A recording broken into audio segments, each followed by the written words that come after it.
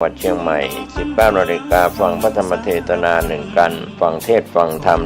ในฤดูกาลเข้าพรรษาและออกพรรษาในการฟังเทศรายการรถด่วนขบวนพิเศษขอเชิญชวนคณะสงฆ์คณะศรัทธาสาธุชนทั้งหลายได้ร่วมเดินทางไปกับรถด่วนขบวนพิเศษทั้งหมดมี13ขบวนด้วยกันนะครับก็เป็นส่วนหนึ่งของการประชาสัมพันธ์เชิญท่านฟังเทศรายการรถด่วนขบวนพิเศษฤดูกาลเข้าพรรษาซึ่งมีการจัดโดยคณะสงฆ์จังหวัดเชียงใหม่องค์กรเครือข่ายชาวพุทธจังหวัดเชียงใหม่ดำเนินงานโดยคณะกรรมการบริหารงานกลุ่มหนุ่มสาวจังหวัดเชียงใหม่ก็เป็นข่าวสารเพื่อการประชาสัมพันธ์รถด่วนขบวนพิเศษประจำปี 2566 นี้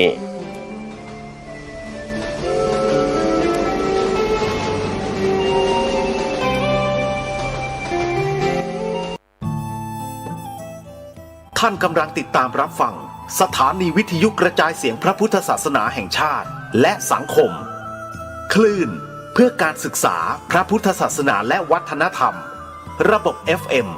104.5 เมกะเฮิรตซ์รายการต่อไปเป็นรายการคดีโลกคดีธรรมเป็นศาสนาสำหรับชาติเราศาสนาในสมัยนี้เป็นของที่แยกจากชาติไม่ได้เป็นความจำเป็นที่เราทั้งหลายผู้เป็นไทยจะต้องมั่นคงอยู่ในศาสนาพระพุทธซึ่งเป็นศาสนาสำหรับชาติเราพระพุทธศาสนาก็ดีหรือศาสนาใดก็ดีที่ตั้งมั่นอยู่ได้ก็ด้วยความมั่นคงของผู้เลื่อมใสตั้งใจที่จะรักษาและข้าพเจ้าพูดทั้งนี้ก็เพื่อชักชวนท่านทั้งหลายอย่างเป็นเพื่อนไทย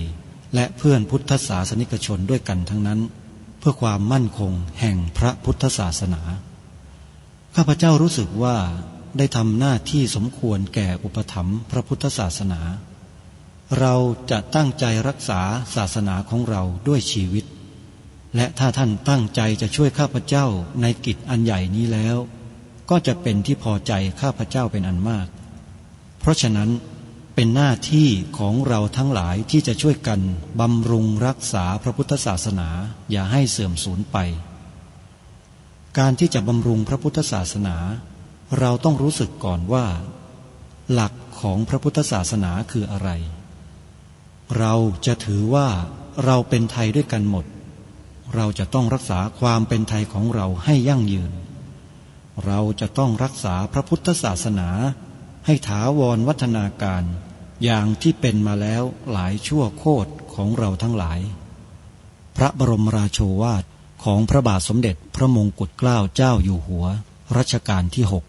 6พระบรมราโชวาทก็ดีพระราชนิพนธ์ก็ดีหรือพระบรมราชโองการของพระมหากษัตริย์ถือเป็นบทบัญญัติแห่งกฎหมายทั้งหมดทั้งสิ้นการบัญญัติให้พระพุทธศาสนาเป็นศาสนาประจำชาติไทยไว้ในรัฐธรรมนูญจึงเป็นสิ่งที่ถูกต้องทั้งกฎหมายและทางโบราณราชประเพณีการบัญญัติให้พระพุทธศาสนาเป็นศาสนาประจำชาติไทยไว้ในรัฐธรรมนูญย่อมเป็นหลักค้ำประกันให้กับประชาชนคนไทยว่าตนได้ปฏิบัติตามกฎหมายอย่างแท้จริงการบัญญัติให้พระพุทธศาสนาเป็นศาสนาประจำชาติไทยไว้ในรัฐธรรมนูญมิได้เป็นการลิดรอนสิทธิเสรีภาพของผู้ใดแต่เป็นการยืนยันความจริงตามกฎหมายและประวัติศาสตร์ชาติไทยการบัญญัติให้พระพุทธศาสนาเป็นศาสนาประจำชาติไทยไว้ในรัฐธรรมนูญจะทำให้พระพุทธศาสนาได้รับการอุปถัมภ์และคุ้มครองจากรัฐดุจเดียวกันกับที่องค์พระมหากษัตริย์ทรงกระทำมาการบัญญัติให้พระพุทธศาสนาเป็นศาสนาประจำชาติไทยไว้ในรัฐธรรมนูญจะป้องกันพระพุทธศาสนาไม่ให้ถูกลัทธินิกายนอกศาสนากระทำการใดๆได้ด้วยอุบายต่างๆนานาการบัญญัติให้พระพุทธศาสนาเป็นศาสนาประจำชาติไทยไว้ในรัฐธรรมนูญจะทำให้สังคมไทยมีแต่ความสุขร่มเย็นเป็นธรรม ทั้งต่อคนศาสนาอื่น และคนสัญชาติอื่นได้อย่างแท้จริงแต่ถ้าไม่บัญญัติให้พระพุทธศาสนาเป็นศาสนาประจำชาติไทยไว้ในรัฐธรรมนูญในอนาคตประเทศไทยจะต้องตกอยู่ในสถานะเดียวกันกับพื้นที่3 จังหวัดชายแดนภาคใต้อย่างแน่นอนพระบรมราโชวาทพระบาทสมเด็จพระเจ้าอยู่หัวในมหาสมาคมณพระที่นั่งอมรินทร์วินิจฉัยในพระบรมมหาราชวังโดยที่พระพุทธศาสนาเป็นศาสนาประจำชาติของเราทั้งตามความศรัทธาเชื่อมั่นของข้าพเจ้าเองก็เห็นเป็นศาสนาที่ดีศาสนาหนึ่งเนื่องในบรรดาสัจธรรมคำสั่งสอนอันชอบด้วยเหตุผลจึงเคยคิดอยู่ว่าถ้าโอกาสอำนวยข้าพเจ้าควรจะได้บวชสักเวลาหนึ่งตามราชประเพณีซึ่งจะเป็นทางสนองพระเดชพระคุณพระราชบูรพการีตามคตินิยมด้วยแต่นับตั้งแต่ข้าพเจ้าได้ครองราชย์สืบสันตติวงศ์ต่อจากสมเด็จพระเชษฐาธิราชก็ล่วงมากว่า10 ปีแล้วเห็นว่าน่าจะถึงเวลาที่ควรจะทำตามความตั้งใจไว้นั้นแล้วประการหนึ่งอันหนึ่งการที่องค์สมเด็จพระสังฆราชหายประชวรมาได้ในคราวประชวรครั้งหลังนี้ก่อให้เกิดความปีติยินดีแก่ข้าพเจ้ายิ่งนักได้มาคำนึงว่าถ้าในการอุปสมบทของข้าพเจ้าได้มีองค์สมเด็จพระสังฆราชเป็นพระอุปชาแล้วก็จะเป็นการแสดงออกซึ่งความศรัทธาเคารพในพระองค์ท่านของข้าพเจ้าได้อย่างเหมาะสมอีกประการหนึ่งจึงได้ตกลงใจที่จะบรรพชาอุปสมบทในวันที่22 เดือนนี้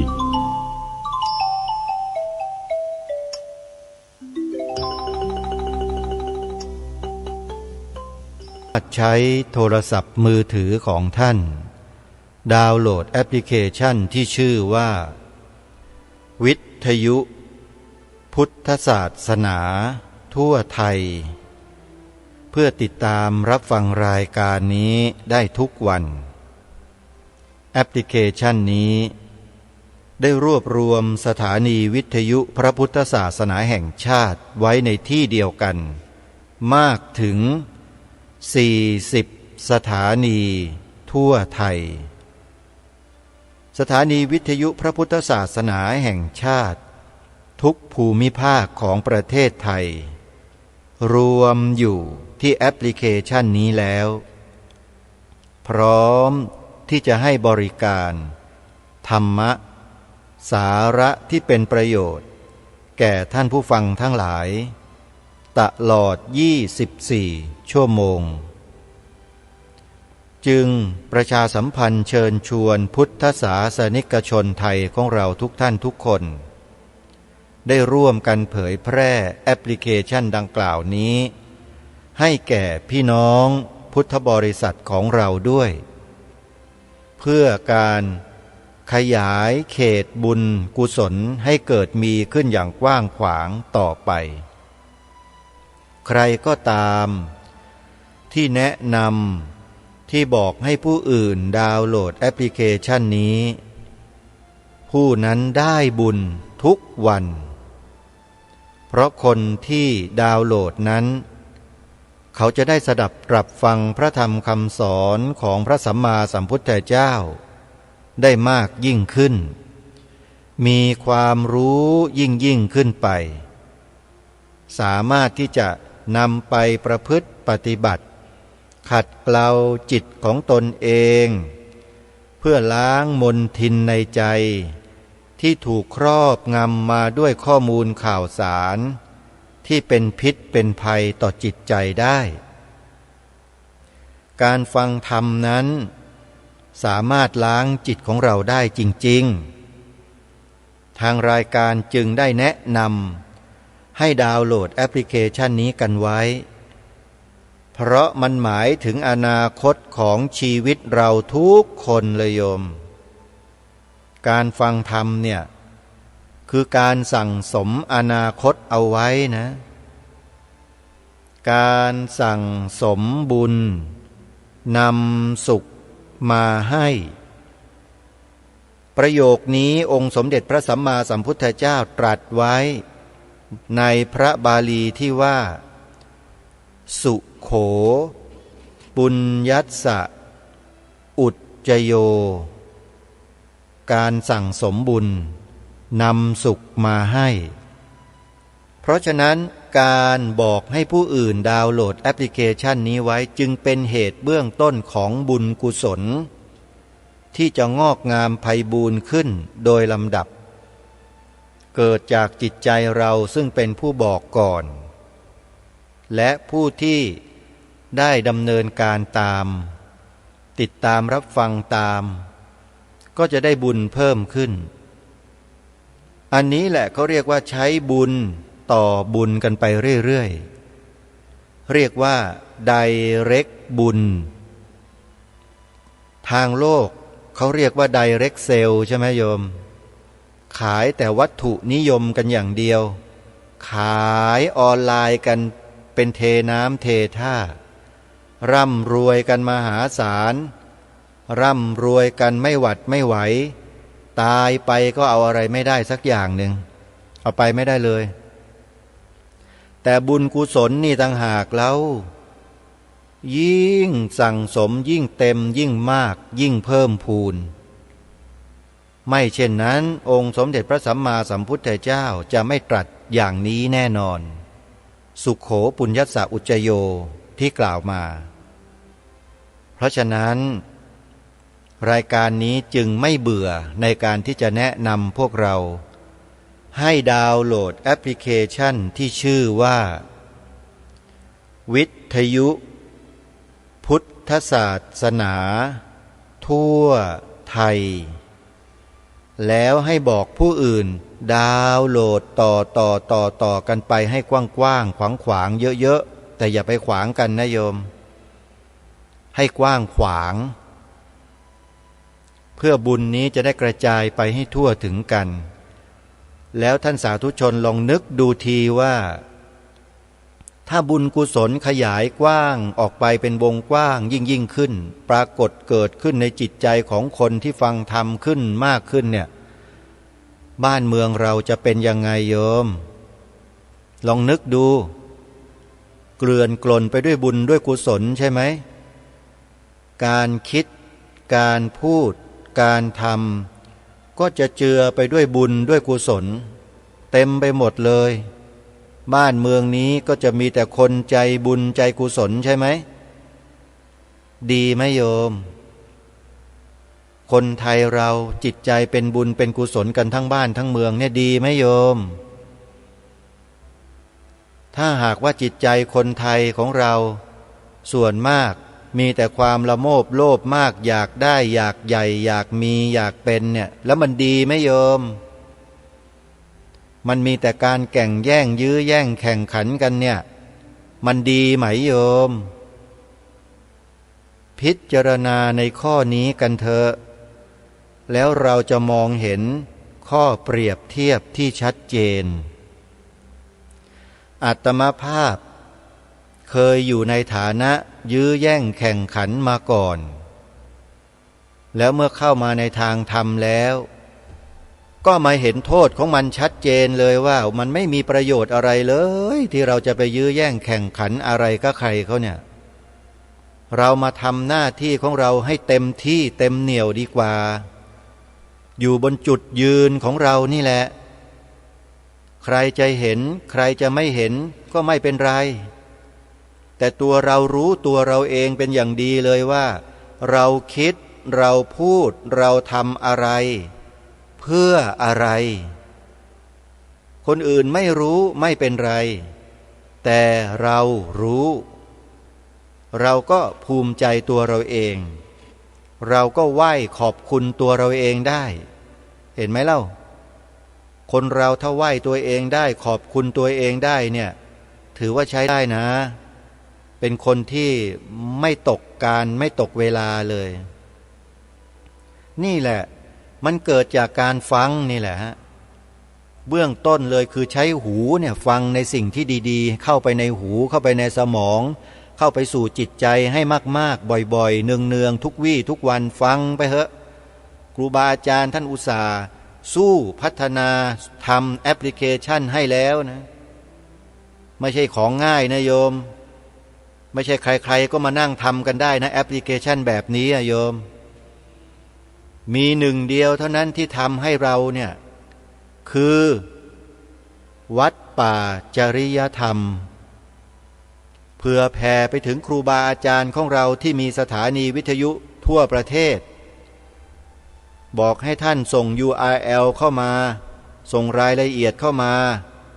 เดี๋ยวท่านอาจารย์พระครูจริยสารธรรมเจ้าอาวาสวัดป่าจริยธรรมเจ้าคณะอำเภอนาด้วงเนี่ย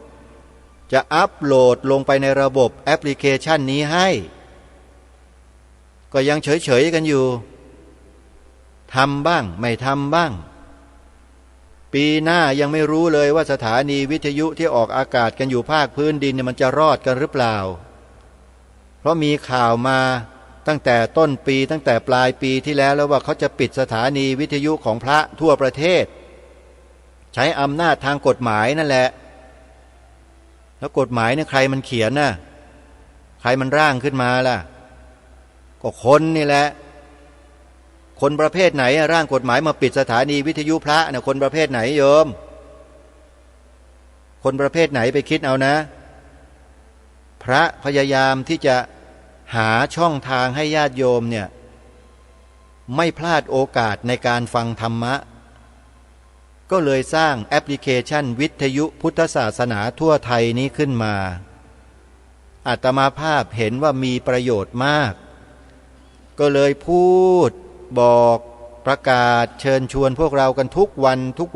นในตอนต้นรายการบางคนก็เบื่อบ่นบางคนก็รำคาญพูดอะไรทุกวี่ทุกวันคนที่พูดแบบนี้โยมว่าเขาเป็นคนเช่นไรเบื่อสิ่งที่อาตมาภาพประกาศประชาสัมพันธ์ทุกวันเนี่ยแล้วช่วงนี้ก็มาเปิดเพลงของธานินทร์อินทรเทพเพลงที่เกี่ยวกับคนขายชาติอะไรทั้งหลายทั้งปวงเนี่ยที่ฟังกันตอนต้นรายการก่อนที่จะเข้ารายการเนี่ยโยมเปิดทุกวันเนี่ยไม่รู้ฟังกันแล้วนี่เข้าถึงกึ๋นกันบ้างหรือเปล่าพวกเราเกิดความรู้สึกคล้อยตามกันบ้างไหมลึกซึ้งกันบ้างหรือเปล่าก็ไม่ทราบอาตมาไม่รู้นะอาตมาก็เปิดทุกวันนั่นแหละขโมยของอาจารย์ทองขาวพ่วงรอดพันผู้ล่วงลับไปแล้วเนี่ยมาเปิดเมื่อก่อนนี้ท่านจัดรายการธรรมะร่วมสมัยทางอสมทอยู่อาตมาก็ฟังทุกวันช่วงกลางดึก5 ทุ่ม6 ทุ่มก็เอาของท่านมาเปิดต่อเพื่อไม่ให้เพลงนี้หายสาบสูญไปจากโลกเพราะเนื้อหานี่ตรงประเด็นดีเหลือเกินโยมเสร็จแล้วก็นำเอาเนื้อความบทความที่เป็นบทความในหนังสือซึ่งเป็นพระราชนิพนธ์ขององค์พระบาทสมเด็จพระมงกุฎเกล้าเจ้าอยู่หัวรัชกาลที่6เนี่ย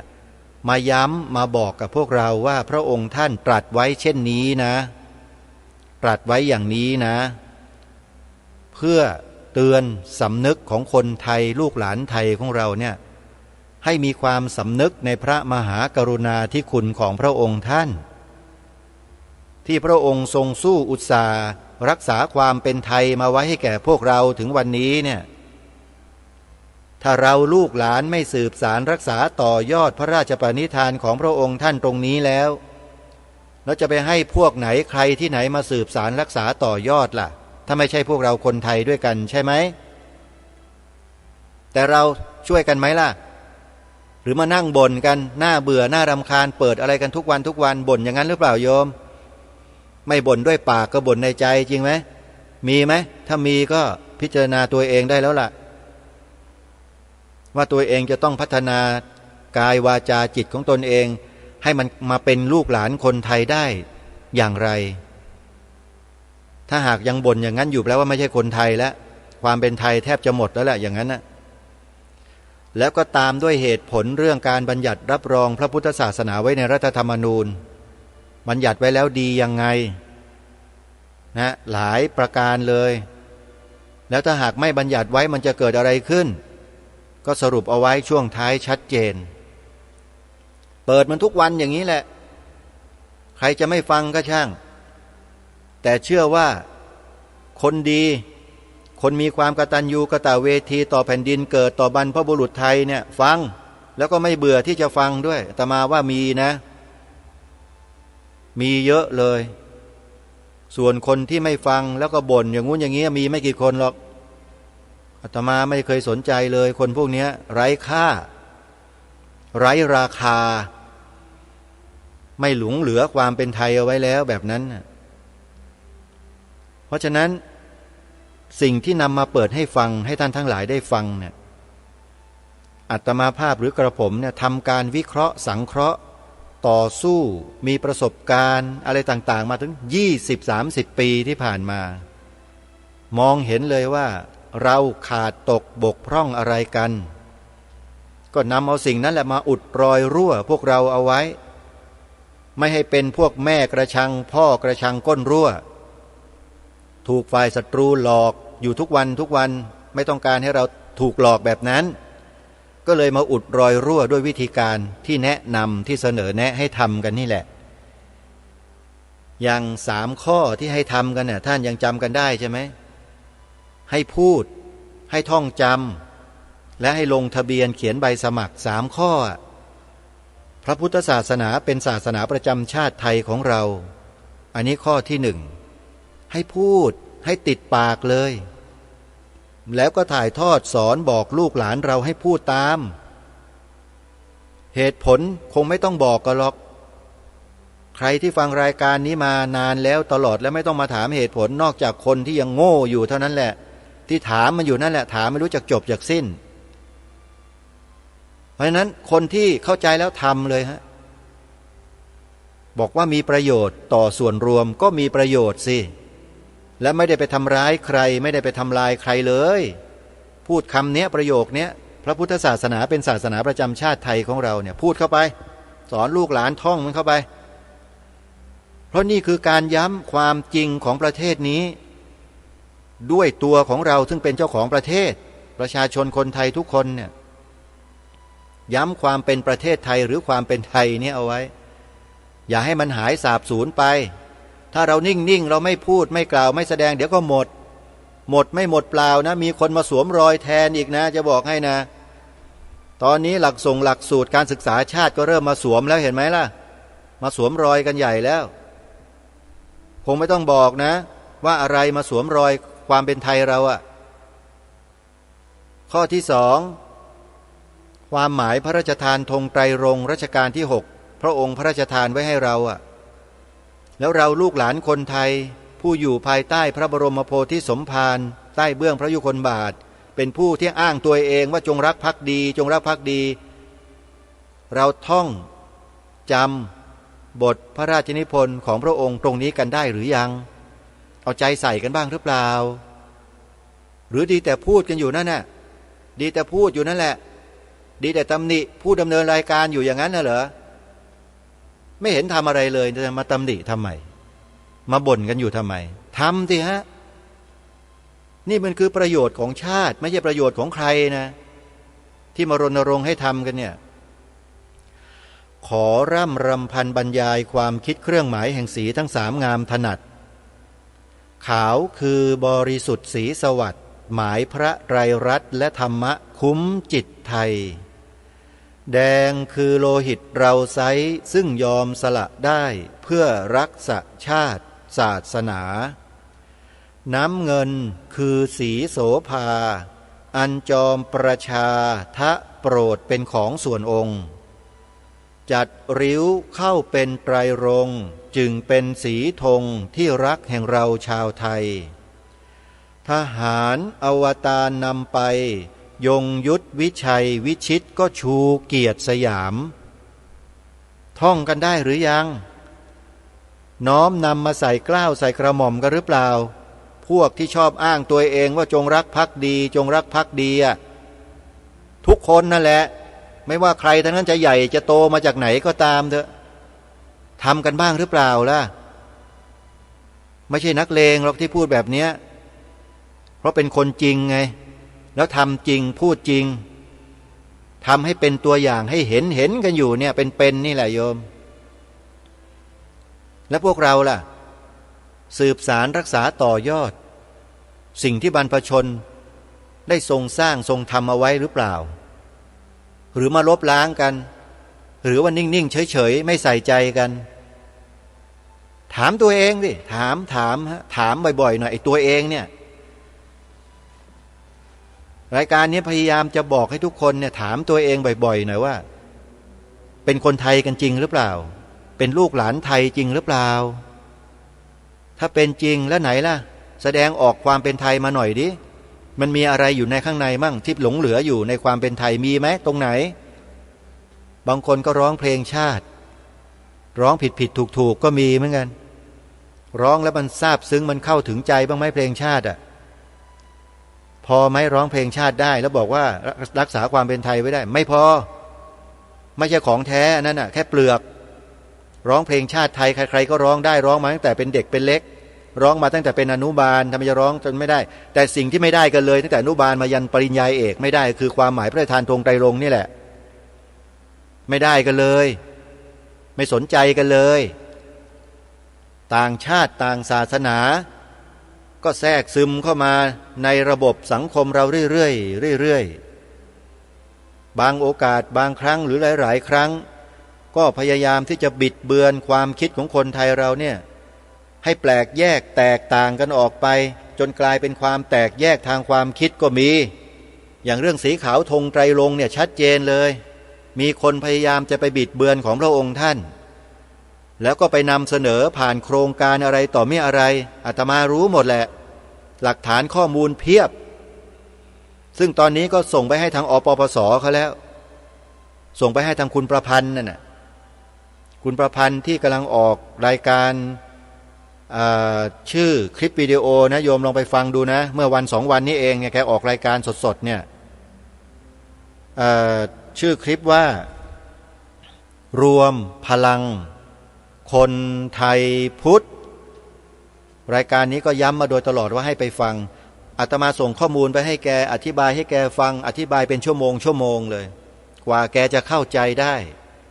อาตมาก็สอนแกบอกแกไปเลยถือว่าเราเป็นพระนี่เราสอนได้เลยคฤหัสถ์ญาติโยมเนี่ยคือเราเนี่ยนับถือน้ำใจเขาอยู่แล้วแหละว่าเขาเป็นนักต่อสู้เป็นนักที่ทำงานโดยไม่หวังผลประโยชน์อะไรตอบแทนเสียสละอะไรที่เราให้ได้ให้แล้วที่พูดออกไปนะพูดด้วยใจรักด้วยความเป็นห่วงเป็นใยกันและกันเพราะเห็นทำงานกันแล้วเหนื่อยแทนก็เลยให้ข้อมูลเหล่านี้ไปแล้วก็บอกสอนด้วยวิธีการนำเสนอว่าเสนอแบบนี้นะนำเสนอแบบนี้นะอปปสเนี่ยที่ออกอากาศกันอยู่ทุกวันทาง YouTube บ้างทาง Facebook ไลฟ์เนี่ยโยมเข้าไปดูนะตามไปดูได้เลยเนี่ยเมื่อวัน2 วันนี้เองเนี่ยอาตมาเป็นคนบอกเป็นคนแนะให้เขาพูดเรื่องธงชาติไม่ใช่ไปตีเขาอยู่อย่างเดียวตีกบฏนะไม่ใช่ไปตีใครไม่ใช่ไปตีกบฏนะกบฏมันไม่ได้สั่นสะเทือนอะไรหรอกนี่ไอ้กบฏมันจะสั่นสะเทือนก็เพราะสิ่งที่ทางรายการคดีโลกคดีธรรมแนะนำนี่แหละให้ทุกคนแปลความหมายสีขาวในธงชาติไทยให้เหมือนกันทั้งประเทศว่าสีขาวในธงชาติไทยหมายถึงพระพุทธศาสนาเท่านั้นทุกคนมันเคารพกันอยู่ทุกหมู่เหล่าต้องเคารพธงชาติไทยใช่ไหมแล้วเราทำไมไม่ยืนหยัดความจริงความถูกต้องในข้อนี้กันล่ะทำไมไม่ปลูกฝังกันล่ะทั้งคณะสงฆ์ทั้งรัฐบาลนั่นแหละทั้งฝ่ายอาณาจักรทั้งฝ่ายศาสนาจักรแล้วทำไมไม่รณรงค์ให้ผู้ใต้บังคับบัญชาผู้ร่วมงานสำนักงานองค์กรคณะสงฆ์ทำไมถึงไม่รณรงค์ให้กล่าวให้แสดงสิ่งที่ถูกต้องเหล่านี้กันล่ะพวกท่านเกรงใครอยู่เกรงอะไรกลัวอะไรกันเป็นลูกหลานไทยจริงหรือเปล่ามานั่งขี้ขลาดกันอยู่เนี่ยพวกเราอ่ะกล้าสิฮะไหนบอกว่ากล้ากันนักอ่ะกล้ายืนหยัดบนความถูกต้องกล้าพูดกล้าทำกล้าคิดไหนทำอะไรอยู่อ่ะไปทะเลาะกันเรื่องสีเหรอเรื่องการเมืองกันอยู่นั่นเหรอไม่ใช่ฮะไอ้สิ่งที่ควรจะทำไม่ทำสิ่งที่ควรจะจันลงรักษาสืบสารต่อยอดไม่ทำไปทำอะไรกันอยู่อ่ะไปเชียร์ฝ่ายนู้นเชียร์ฝ่ายนี้แล้วก็มาทะเลาะกันอยู่นั่นน่ะมันใช่เหรอขอสอนหน่อยนะพวกเราสอนเลยวันนี้ทำในสิ่งที่ควรทำสิฮะจุดยืนของเราอยู่ตรงไหนก็ยืนมันให้มั่นคงตรงนั้นดิ ธงชาติไทยนั่นน่ะเคารพกันอยู่ทุกวันเป็นที่เทิดทูนบูชามีกฎหมายคุ้มครองรับรองไว้อยู่แต่ประมาทเลินเล่อไม่ยอมเอาความหมายที่ถูกต้องมาเผยแพร่กันมารณรงค์กันไอ้คนอื่นมันก็แทรกเข้ามาซึมเข้ามาเรื่อยๆเปลี่ยนแปลงบิดเบือนถึงขนาดจะอะไรต่อไม่อะไรกันมากมายเลยครั้งหนึ่งในรัชสมัยพระบาทสมเด็จพระปกเกล้าเจ้าอยู่หัวรัชกาลที่7ท่านทราบหรือไม่หลังจากที่องค์พระบาทสมเด็จพระมงกุฎเกล้าเจ้าอยู่หัวรัชกาลที่6เสด็จสวรรคตองค์พระบาทสมเด็จพระปกเกล้าเจ้าอยู่หัว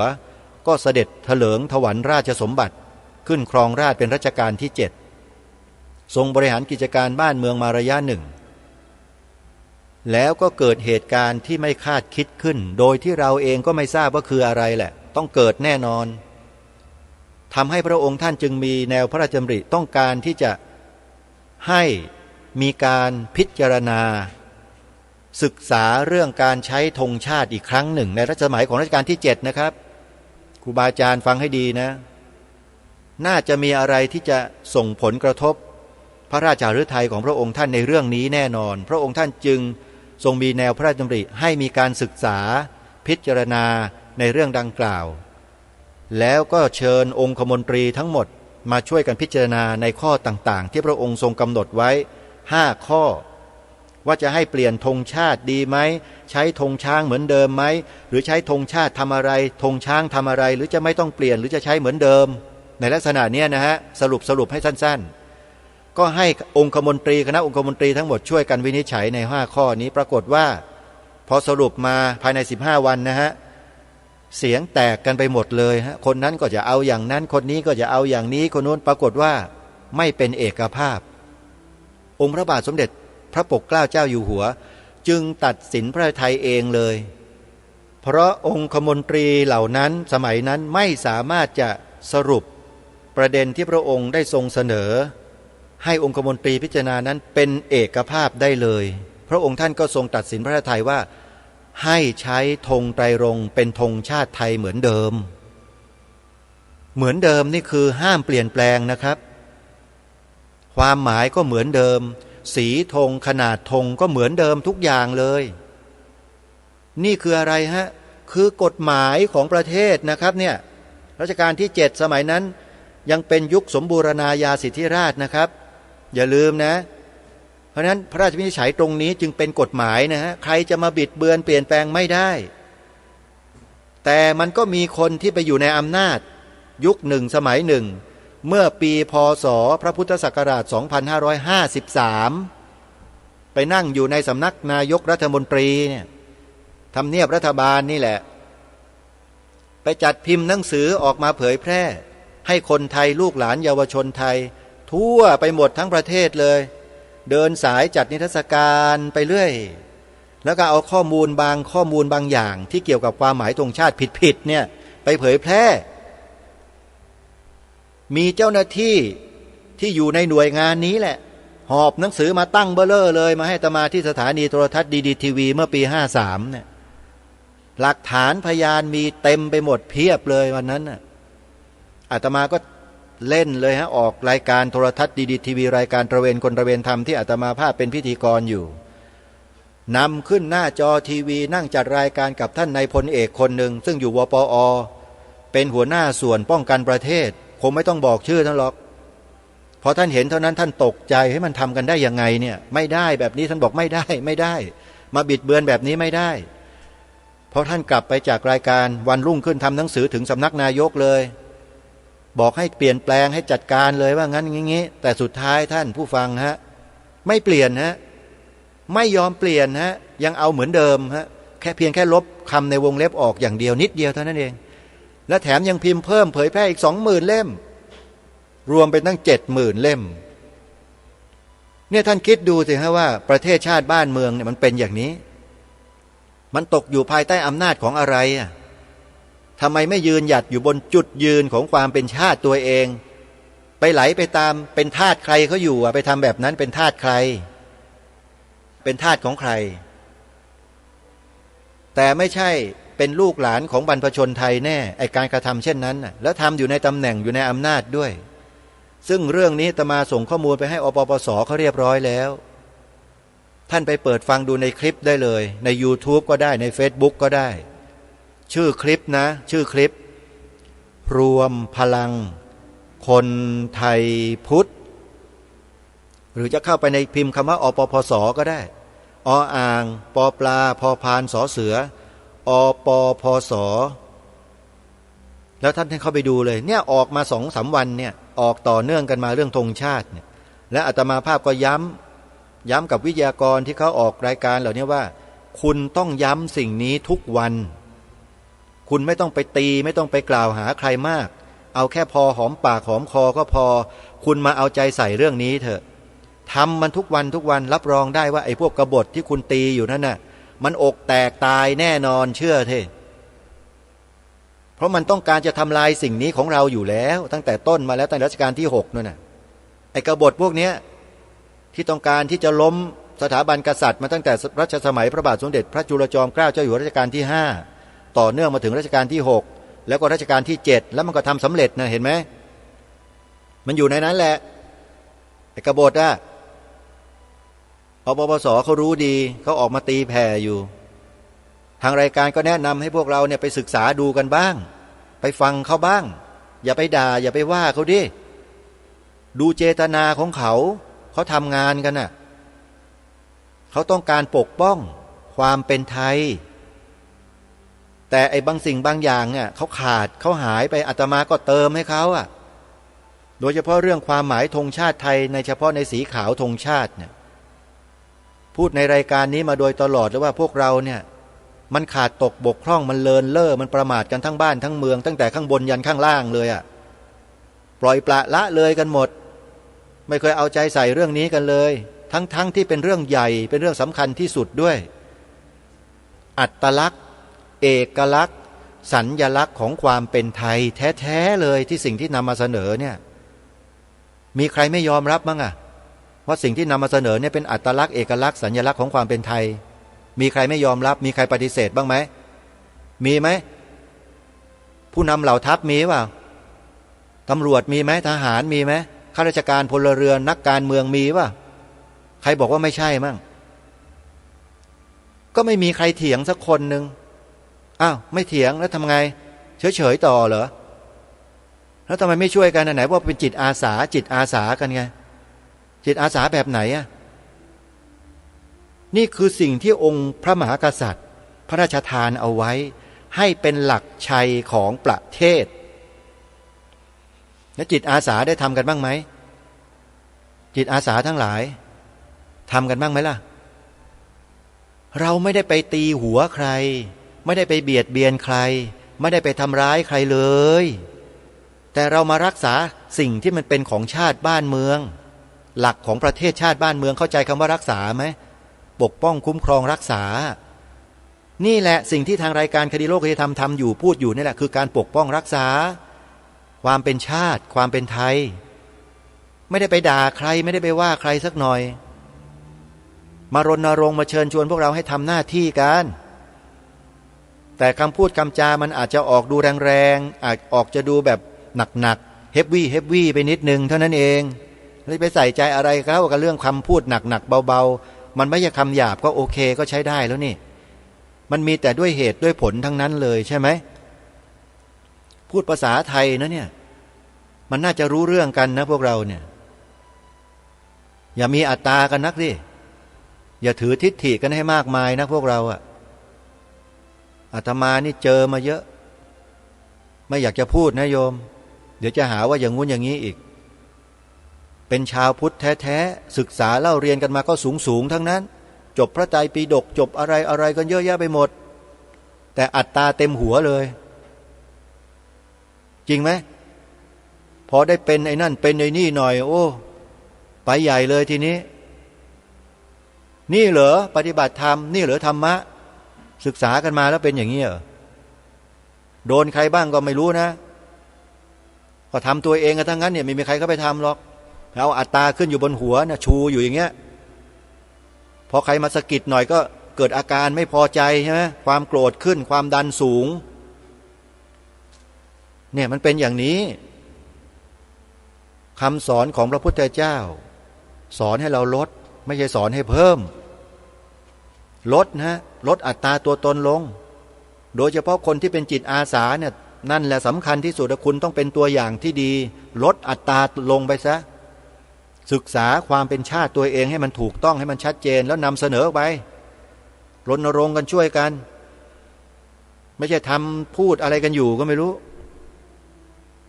นะนี่แหละคือจุดศูนย์รวมความสมัครสมานสามัคคีเป็นน้ำหนึ่งใจเดียวกันที่บรรพบุรุษบรรพชนเขาสร้างมาเขาทำมาไว้เป็นสัญลักษณ์เป็นอัตลักษณ์เป็นเอกลักษณ์ช่วยกันสืบสานรักษาต่อยอดกันด้วยไม่ใช่นิ่งๆกันหรือไม่ใช่มาคัดค้านต่อต้านผู้ทำหน้าที่ที่รายการนี้ทำอยู่เนี่ยมาต่อต้านคัดค้านมาต่อว่ามาตำหนิมาเกิดความปฏิฆะอะไรต่างๆขึ้นมาในใจไม่ใช่นั่นไม่ใช่เลยถ้าแบบนั้นมันไม่ใช่แล้วมันต้องยินดีปรีดามันต้องฮึกเหิมมันต้องจิตสำนึกมันต้องมาแล้วต้องช่วยกันแล้วเพราะรายการนี้ก็บอกชัดเจนแล้วว่ามีคนพยายามทำลายสิ่งนี้ของเรากันอยู่นะไอ้กลุ่มคนกบฏทั้งหลายเนี่ยมาเปิดเผยมาบอกถึงขนาดนี้แนะนำให้ไปดูคลิปของอปปสของรวมพลังคนไทยพุทธก็แนะนำมาแล้วท่านนวัดโจกระโทกก็ให้ไปดูมาแล้วท่านพระมหาอุเทนปัญญาปริทัศน์ก็นำมาเปิดแล้วท่านเจ้าคุณพระธรรมเมธาพรแบบทิตายาโนก็นำมาเปิดให้พวกเราได้ฟังกันแล้วท่านพระอาจารย์วิทยากิจจวิโชวัดป่าดอยแสงธรรมญาณสัมปันโนเชียงใหม่ก็นำมาเปิดแล้วท่านเจ้าพระคุณสมเด็จพระพุทธโฆษาจารย์นี่ก็กำลังนำมาเปิดให้พวกเราศึกษาทางด้านของปัญญาสิกขาในไตรสิกขาที่องค์สมเด็จพระสัมมาสัมพุทธเจ้าตรัสสอนตรัสแสดงไว้ท่านเจ้าพระคุณสมเด็จก็นำมาขยายความให้พวกเราได้ศึกษาเรียนรู้กันก็เดี๋ยวพรุ่งนี้เรามาฟังกันต่อนะโยมนะยังมีอะไรดีๆเยอะที่ทางรายการจะนำมาเปิดให้ฟังกันนี่แต่ในขณะเดียวกันการต่อสู้เพื่อรักษาความถูกต้องของชาติบ้านเมืองหลักของประเทศชาติบ้านเมืองก็จะต้องทำกันควบคู่ไปด้วยไม่ใช่ละทิ้งแล้วก็ไม่ใช่มาต่อว่ามาต่อต้านกันมือไม่พายก็ไม่ควรเอาเท้าราน้ำอย่าพูดคำว่าตีนก็หาว่าหยาบอีกมันเป็นสำเนียงสำนวนของไทยเรามันไม่ได้หยาบหรอกโยมแต่พวกเรามันอีเดียดกันเองอะมาสร้างความสำนึกผิดกันขึ้นมาเองว่าหาว่าเป็นคำหยาบคำโลนอะไรต่างๆเรามาสร้างไอ้ความคิดผิดความเห็นผิดเหล่านี้ขึ้นมาเองอะนะจริงๆแล้วสำนวนไทยเนี่ยเขาดีทั้งนั้นแหละแล้วมันเข้าถึงกึ๋นดีไอ้พูดคำว่าเท้าเนี่ยมันรู้สึกยังไงไม่รู้เฉยๆอ่ะแต่ถ้าพูดคำว่าตีนรู้สึกว่ามันจะหนักแน่นดีไม่ใช่คำหยาบโยม